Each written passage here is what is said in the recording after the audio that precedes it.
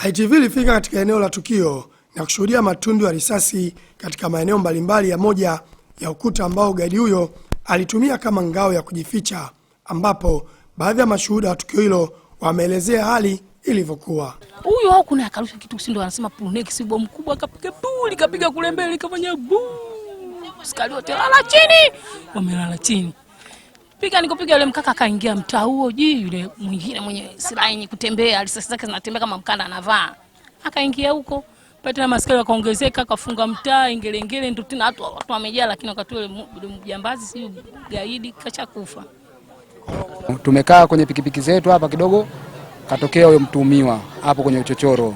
Na askari tulikuwa nao, wengine tulikuwa nao pale wamekaa kwenye gogo, wengine wamekaa pembeni. Walipotoka kavaa kanzu.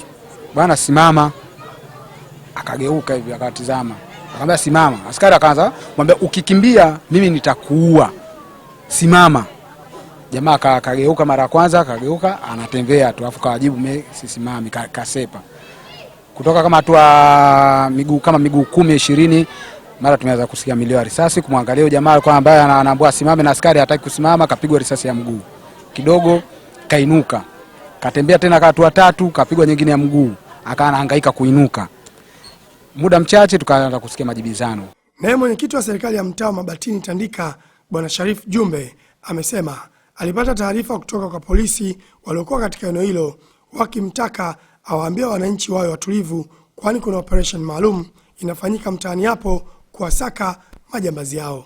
Nikamfuata yule kiongozi wa polisi aliyekuwepo pale, nikamuuliza, akaniambia bwana, sisi ni task force ya taifa, tumekuja tuna operation maalum, kuna watu tunawatafuta.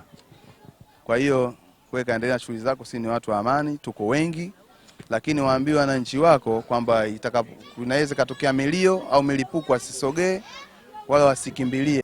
ITV ilikwenda katika hospitali ya Rufaa Temeke na kuzungumza na kaimu mganga mkuu Dr. Emmanuel Sarakikia, ambaye alikiri kupokea mwili wa mtu mmoja aliyeuawa katika mapigano na polisi pamoja na majeruhi mmoja ambaye anaendelea na matibabu. Huyo majeruhi anaendelea vizuri. Ameumia kwenye maeneo tu ya mguu.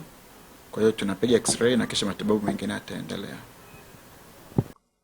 Naye kamanda wa polisi kanda maalum wa Dar es Salaam, Simon Siro, amethibitisha kutokea kwa tukio hilo na kusema marehemu alikuwa na mabomu pamoja na risasi alizotumia kuwatupia polisi.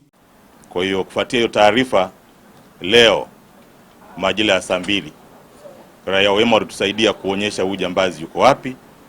Kwa hiyo timu yetu ya kupambana na ujambazi jijini Dar es Salaam ilikwenda na kuzingira ile nyumba. Sasa kwa bahati nzuri au bahati mbaya alipata taarifa kuwa na hisia kwamba kuna askari wako nje. Kwa hiyo alivunja dirisha na akaanza kukimbia. Kwa askari wetu walipiga risasi nyingi kwa kumwashiria asimame, alikataa, lakini kwa sababu alikuwa na bomu la kurusha kwa mkono, haya mabomu ya kujilinda. Kwa hiyo alipasua ile bomu akalirushia askari, na bahati nzuri ile bomu halikuweza kuleta madhara yote kwa askari. Lakini kwa sababu askari wana mafunzo ya kutosha, waliweza kumpiga risasi sehemu za miguu yake kwa lengo la kumkamata. Hayo ni moja ya matundu ya risasi yaliyopo katika eneo la tukio, ambapo ukuta mzima umepigwa risasi, kwa kile ambacho kinaelezwa kwamba yalikuwa ni majibizano kati ya polisi na kikundi cha watu ambacho kinadaiwa kwamba ni magaidi. Nikiripoti kutoka Tandika jijini Dar es Salaam, mimi ni Godfrey Monyo wa ITV.